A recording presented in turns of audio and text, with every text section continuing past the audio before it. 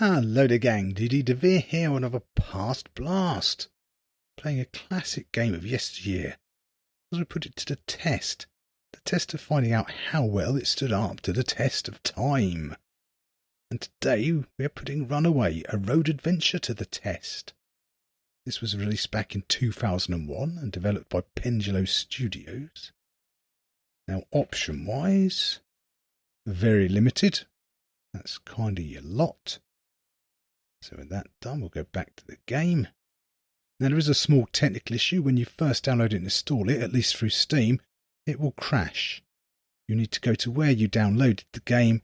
In there you will find a file called video setup.exe. Run that, or video card setup.exe. Run that.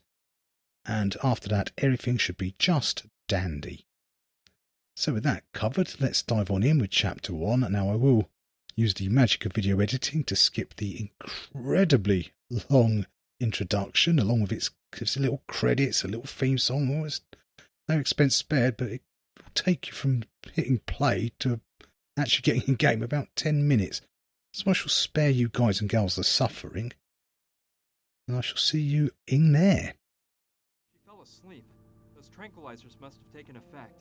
What a story. I don't know what to think. The poor thing is probably in shock from the accident. I bet she dreamt all this. But what if it's true? What if her life really is in danger? I can't just leave her here and forget all about it. I'd never forgive myself if something happened to her. Okay, that's it. I'm not leaving this hospital until I'm sure Gina's completely out of danger. But how are you supposed to act in a situation like this? Yeah, I think I'd better do something to protect Gina in case those mafia murderers she says want to kill her show up. So yes, it's a point and click adventure. You might be getting rid of a strong broken sword vibe here. And despite the developers' protestations that it was based purely on road movies, yeah, there's a lot of broken sword here. The art style's a strange mix. They went for 3D models with pre-rendered backgrounds and cell shading for the models. And by and large, it stands up quite well unless you get any close-ups. Then it looks like a jump scare from a horror movie. They haven't stood up too well to the test of time.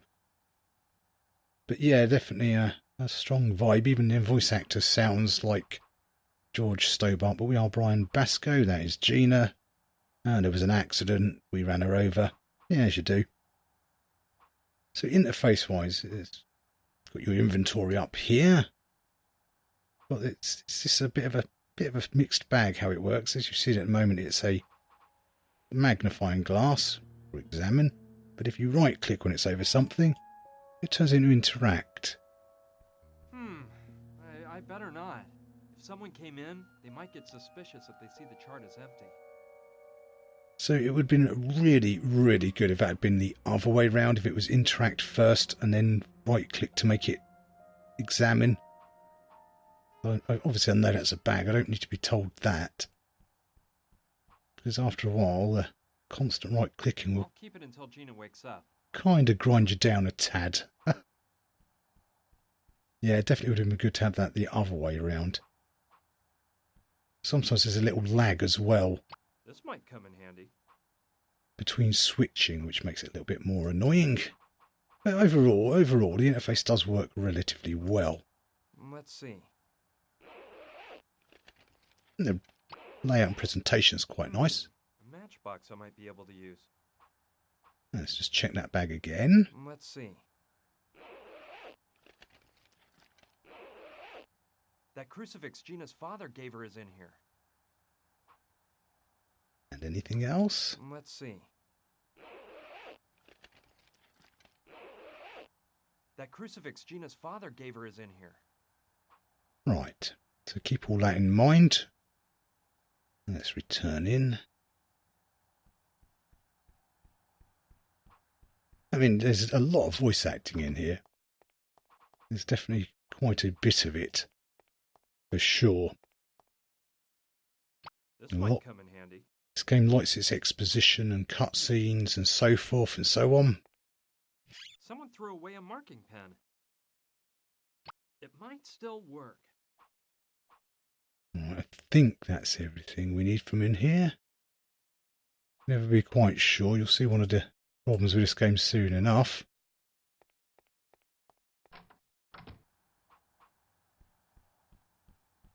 Now, oh no, I know I've got checked. I've got to do this first. Let's see. It's a map of this floor of the hospital. Here's the room I'm in. Here's the hall, and if I'm not mistaken, across the hall and just to the left of this room, there's a storeroom. That could be interesting. It's very much kind of guided in when and when you can do things. Okay, I'll try to reach the storeroom by walking along the ledge. If I hadn't checked the map, he wouldn't have let me do that.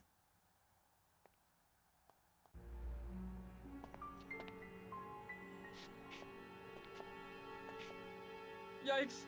I better not look down. But you are looking down. Ho ho. Yeah, it's definitely got a lot of the wacky characters and. So the map was right. This is the storeroom. Let's see what I can find in this dump. Yeah, the wacky characters and the attempts at humour of Broken Sword, but the characters themselves are mostly forgettable and not quite as. Yeah, don't have quite the same impact as Broken Sword, and the humour often feels forced. It doesn't quite work a lot of the time. It's not to say it's bad. It's got a hole in one side so you can examine his brain. It's just not quite to the same level. I want to walk here. Right. There are several files inside labeled incoming and outgoing medicines from 1990. It's full of files. Right, that there. Right. It's blank.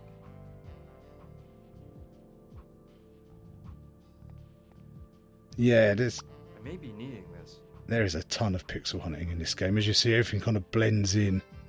We've got to do the same over here somewhere as well. I'll take them both. Well, they're big and... Yes, they're big and fluffy. Box of they medicine. All sorts of medical equipment. Where is it? Where is it? There. I may be needing this. Anything else? Yeah, there was something else. Yes, there. I'll grab one. Yeah, honestly, by and large, the puzzles in this game are fairly, I think it's everybody in here, fairly straightforward. There are a couple of obtuse ones in places. There's a couple of annoying audio ones as well, but by and large, not too bad. 9 times out of 10, when you're stuck, it is simply you did not pixel hunt enough. So now, you can see what you can obviously guess what we're trying to do is make a body in a bed.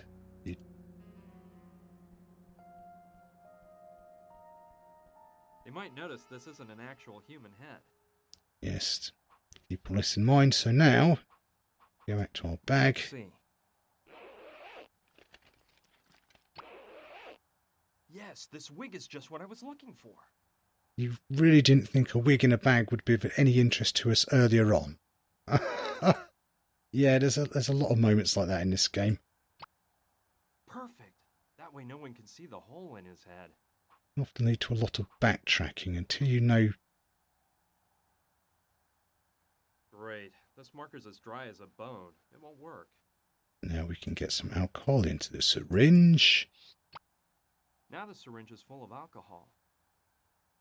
And now we use that to the marker.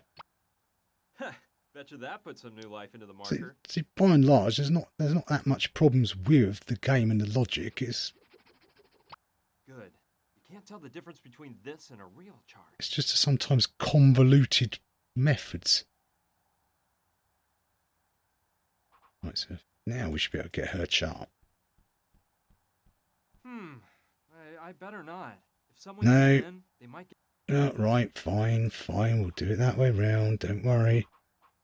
Let's get the head. Okay, if I use the pillows to look like the body, the head with the wig and a sheet to cover it all up a bit, I can make it look like a woman is sleeping here.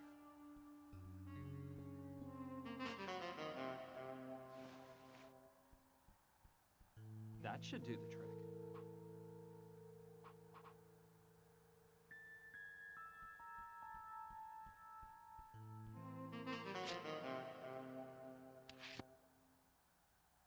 Good. That way nobody will know it's Gina lying in this bed.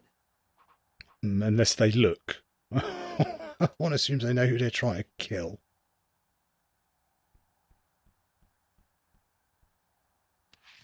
Perfect. That way they'll Right. think it's Gina who's in the bed. I now think that is just about everything.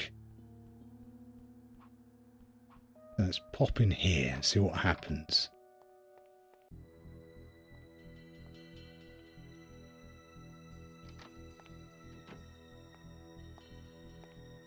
This isn't her. She must be the one in the other bed.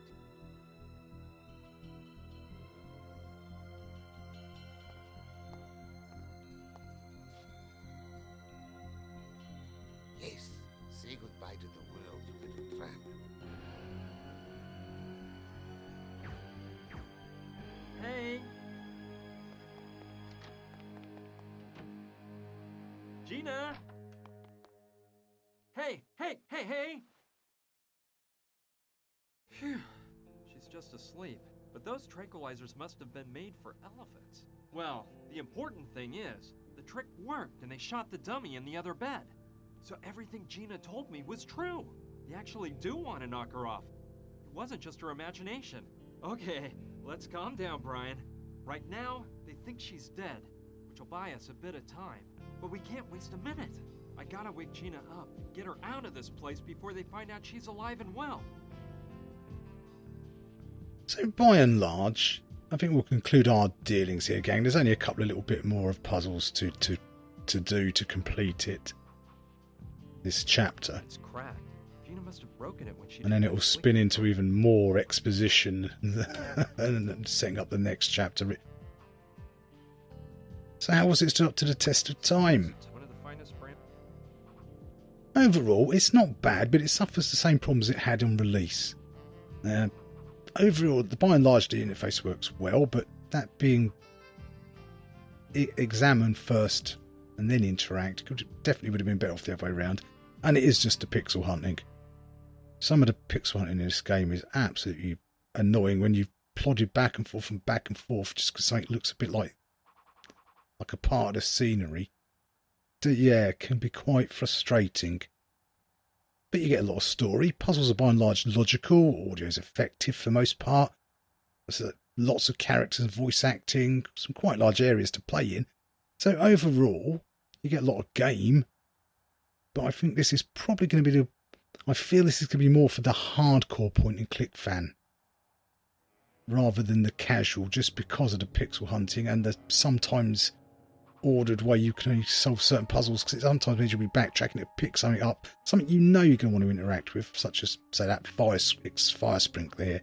You know you're going to interact with it, but it won't let you do anything with it until such a point as you're allowed to do so.